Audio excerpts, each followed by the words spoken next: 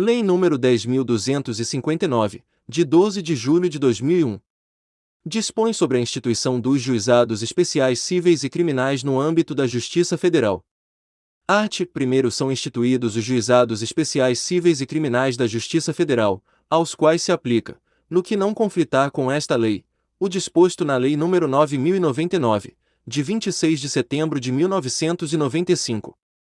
Art. 2º compete ao Juizado Especial Federal Criminal processar e julgar os feitos de competência da Justiça Federal relativos às infrações de menor potencial ofensivo, respeitadas as regras de conexão e continência. Parágrafo único. Na reunião de processos, perante o juízo comum ou o tribunal do júri, decorrente da aplicação das regras de conexão e continência, observar-se-ão os institutos da transação penal e da composição dos danos civis. Art. 3º compete ao Juizado Especial Federal Cível processar, conciliar e julgar causas de competência da Justiça Federal até o valor de 60 salários mínimos, bem como executar as suas sentenças. Parágrafo 1º não se incluem na competência do Juizado Especial Cível as causas. Inciso 1º, referidas no artigo 109, incisos 2º, 3º e 21, da Constituição Federal, as ações de mandado de segurança, de desapropriação, de divisão e demarcação, populares, execuções fiscais e por improbidade administrativa e as demandas sobre direitos ou interesses difusos, coletivos ou individuais homogêneos. Inciso 2º, sobre bens imóveis da União, autarquias e fundações públicas federais. Inciso 3º, para anulação ou cancelamento de ato administrativo federal, salvo o de natureza previdenciária e o de lançamento fiscal. Inciso 4º, que tenham como objeto a impugnação da pena de demissão imposta a servidores públicos civis ou de sanções disciplinares aplicadas a militares. Parágrafo 2º quando a pretensão versar sobre obrigações vincendas, para fins de competência do juizado especial, a soma de 12 parcelas não poderá exceder o valor referido no artigo 3º, caput. Parágrafo 3º no foro onde estiver instalada a vara do juizado especial, a sua competência é absoluta. Art. 4º juiz poderá, de ofício ou a requerimento das partes, deferir medidas cautelares no curso do processo, para evitar dano de difícil reparação. Está gostando do vídeo? Inscreva-se no canal, ativa o sininho das notificações para receber os próximos vídeos, deixa o like e bons estudos. Art. 5º exceto nos casos do artigo 4º, somente será admitido recurso de sentença definitiva. Art. 6º podem ser partes no Juizado Especial Federal Cível. Inciso 1º como autores, as pessoas físicas e as microempresas e empresas de pequeno porte, assim definidas na Lei nº 9.317, de 5 de dezembro de 1996.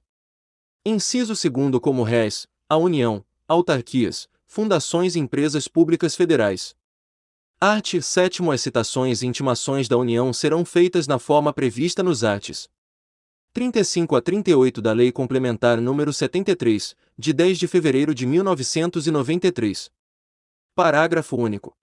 A citação das autarquias, fundações e empresas públicas será feita na pessoa do representante máximo da entidade, no local onde proposta a causa, quando ali instalado seu escritório ou representação, se não, na sede da entidade. Art. 8º. As partes serão intimadas da sentença, quando não proferida esta na audiência em que estiver presente seu representante, por ARMP, aviso de recebimento em mão própria. Parágrafo 1º as demais intimações das partes serão feitas na pessoa dos advogados ou dos procuradores que oficiem nos respectivos autos, pessoalmente ou por via postal. Parágrafo 2º os tribunais poderão organizar serviço de intimação das partes e de recepção de petições por meio eletrônico. Art. 9º não haverá prazo diferenciado para a prática de qualquer ato processual pelas pessoas jurídicas de direito público, inclusive a interposição de recursos, devendo a citação para audiência de conciliação ser efetuada com antecedência mínima de 30 dias. Art. 10. As partes poderão designar, por escrito, representantes para a causa, advogado ou não. Parágrafo único. Os representantes judiciais da União, autarquias, fundações e empresas públicas federais, bem como os indicados na forma do caput, ficam autorizados a conciliar, transigir ou desistir, nos processos da competência dos juizados especiais federais. Art. 11. A entidade pública ré deverá fornecer ao juizado a documentação de que disponha para o esclarecimento da causa, apresentando-a até a instalação da audiência de conciliação. Parágrafo único. Para a audiência de composição dos danos resultantes de ilícito criminal, arts. 71, 72 e 74 da Lei nº 9.099, de 26 de setembro de 1995, o representante da entidade que comparecer terá poderes para acordar, desistir ou transigir, na forma do artigo 10. Art. 12. Para efetuar o exame técnico necessário à conciliação ou ao julgamento da causa, o juiz nomeará pessoa habilitada, que apresentará o laudo até 5 dias antes da audiência, independentemente de intimação das partes. Parágrafo 1º. Os honorários do técnico serão antecipados à conta de verba orçamentária do respectivo tribunal. Quando vencida na causa a entidade pública, seu valor será incluído na ordem de pagamento a ser feita em favor do tribunal. Parágrafo 2º. Nas ações previdenciárias e relativas à assistência social, havendo designação de exame, serão as partes intimadas para, em 10 dias, apresentar quesitos e indicar assistentes. Art. 13. Nas causas de que trata esta lei, não haverá reexame necessário. Art. 14. Caberá pedido de uniformização de interpretação de lei federal quando houver divergência entre decisões sobre questões de direito material proferidas por turmas recursais na interpretação da lei. Parágrafo 1º. O pedido fundado em divergência entre turmas da mesma região será julgado em reunião conjunta das turmas em conflito, sob a presidência do juiz coordenador. Parágrafo 2º. O pedido fundado em divergência entre decisões de turmas de diferentes regiões ou da proferida em contrariedade à súmula ou jurisprudência dominante do STJ será julgado por turma de uniformização, integrada por juízes de turmas recursais, sob a presidência do coordenador da Justiça Federal. Está estudando para carreiras policiais? Tem um e-book gratuito para você baixar dos mapas mentais para carreiras policiais. Clique no link da descrição do vídeo ou no primeiro comentário. Parágrafo 3º. A reunião de juízes domiciliados em cidades diversas será feita pela via eletrônica. Parágrafo 4º. Quando a orientação acolhida pela turma de uniformização, em questões de direito material, contrariar súmula ou jurisprudência dominante no Superior Tribunal de Justiça, STJ, a parte interessada poderá provocar a manifestação deste, que dirimirá a divergência. Parágrafo 5º. No caso do parágrafo 4º, presente a plausibilidade do direito invocado e havendo fundado receio de dano de difícil reparação, poderá o relator conceder, de ofício ou a requerimento do interessado, medida liminar determinando a suspensão dos processos nos quais a controvérsia esteja estabelecida. Parágrafo 6º. Eventuais pedidos de uniformização idênticos, recebidos subsequentemente em quaisquer turmas recursais, ficarão retidos nos autos, aguardando-se pronunciamento do Superior Tribunal de Justiça. Parágrafo 7º. Se necessário, o relator pedirá informações ao presidente da turma recursal ou coordenador da turma de uniformização e ouvirá o Ministério Público, no prazo de 5 dias. Eventuais interessados, ainda que não sejam partes no processo, poderão se manifestar, no prazo de 30 dias. Parágrafo 8º. Decorridos os prazos referidos no parágrafo 7º, o relator incluirá o pedido em pauta na sessão, com preferência sobre todos os demais feitos, ressalvados os processos com réus presos, os habeas corpus e os mandados de segurança. Parágrafo 9º. Publicado o acórdão respectivo, os pedidos retidos referidos no parágrafo 6º serão apreciados pelas turmas recursais, que poderão exercer juízo de retratação ou declará-los prejudicados, se veicular em tese não acolhida pelo Superior Tribunal de Justiça. Parágrafo 10. Os tribunais regionais, o Superior Tribunal de Justiça e o Supremo Tribunal Federal, no âmbito de suas competências, expedirão normas regulamentando a composição dos órgãos e os procedimentos a serem adotados para o processamento e o julgamento do pedido de uniformização e do recurso extraordinário. Art. 15. O recurso extraordinário, para os efeitos desta lei, será processado e julgado segundo o estabelecido nos parágrafos 4º a 9º do artigo 14, além da observância das normas do regimento. Art. 16. O cumprimento do acordo ou da sentença, com trânsito em julgado, que imponham obrigação de fazer, não fazer ou entrega de coisa certa, será efetuado mediante ofício do juiz à autoridade citada para a causa, com cópia da sentença ou do acordo. Art. 17.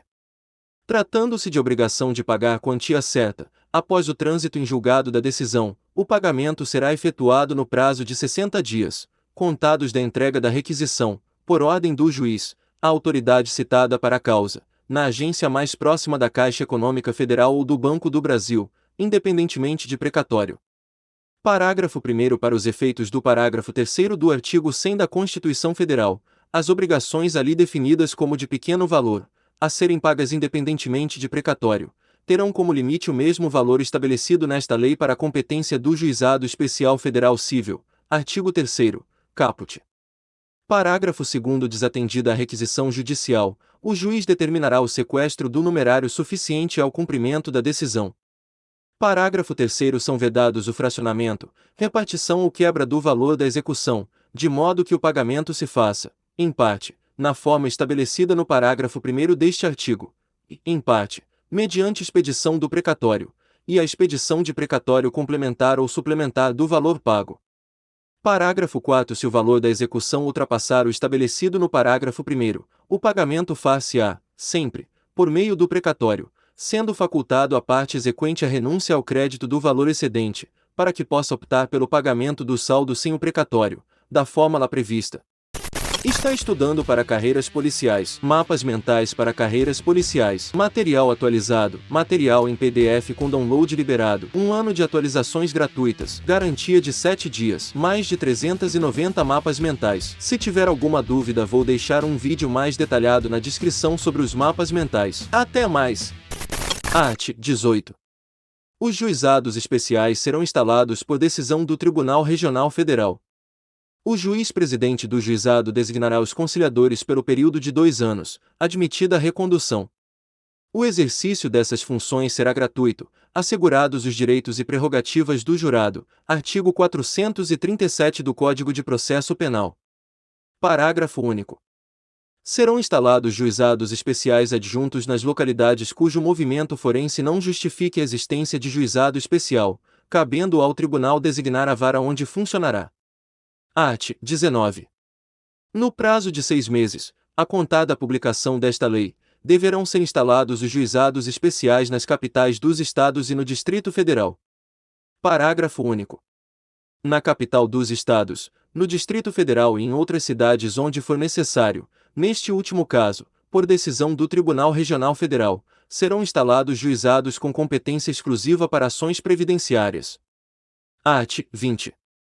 Onde não houver vara federal, a causa poderá ser proposta no Juizado Especial Federal mais próximo do foro definido no artigo 4º da Lei nº 9.099, de 26 de setembro de 1995, vedada a aplicação desta lei no juízo estadual. Art. 21. As turmas recursais serão instituídas por decisão do Tribunal Regional Federal, que definirá sua composição e área de competência, podendo abranger mais de uma seção. Parágrafo 1º. Revogado. Parágrafo 2º. Revogado. Art. 22. Os juizados especiais serão coordenados por juiz do respectivo tribunal regional, escolhido por seus pares, com mandato de 2 anos. Parágrafo único. O juiz federal, quando exigirem as circunstâncias, poderá determinar o funcionamento do juizado especial em caráter itinerante, mediante autorização prévia do Tribunal Regional Federal, com antecedência de 10 dias. Art. 23. O Conselho da Justiça Federal poderá limitar, por até 3 anos, contados a partir da publicação desta lei, a competência dos juizados especiais cíveis, atendendo à necessidade da organização dos serviços judiciários ou administrativos. Art. 24. O Centro de Estudos Judiciários do Conselho da Justiça Federal e as escolas de magistratura dos Tribunais Regionais Federais criarão programas de informática necessários para subsidiar a instrução das causas submetidas aos juizados e promoverão cursos de aperfeiçoamento destinados aos seus magistrados e servidores. Art. 25. Não serão remetidas aos juizados especiais as demandas ajuizadas até a data de sua instalação. Art. 26. Competirá aos tribunais regionais federais prestar o suporte administrativo necessário ao funcionamento dos juizados especiais. Art. 27. Esta lei entra em vigor 6 meses após a data de sua publicação. Se você chegou até o final deste vídeo, escreve aqui nos comentários, eu serei aprovado. Inscreva-se no canal se não for inscrito, deixa o like e compartilha com amigos e bons estudos.